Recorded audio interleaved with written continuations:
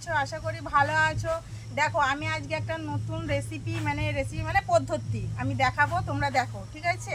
আমি কিভাবে ক্যাংড়া ধরি তার পদ্ধতি দেখাবো। এই দেখো, এই বড় হাঁড়িটা আছে, ঠিক আছে? এই বড় হাঁড়িটার মধ্যে আমি দুটো ভাত এর মধ্যে দিয়ে, আর এই যে গাছপালা আছে, এই গাছপালাগুলো আমি এরকম করে ভেঙে এরকম করে দেবো, তাহলে হালকা হালকা গাছ এরকম থাকবে। আর দ্বিতীয় কথা হচ্ছে, এরকম করে দেওয়া থাকলো তো এই সাইড দিয়ে ক্যাংড়া মাছ গুগলি সব কিছু এর মধ্যে ঢুকবে, ঠিক আছে বন্ধুরা? তো এইটা আমি কি করব, হাঁড়িটা সন্ধ্যেবেলা হবে, তো আমি এইটা বড় বিলে নিয়ে গিয়ে এই চারি সাইডে কাদা দিয়ে এটাকে বসিয়ে দেবো, তাহলে হাঁড়িটা নড়বে না।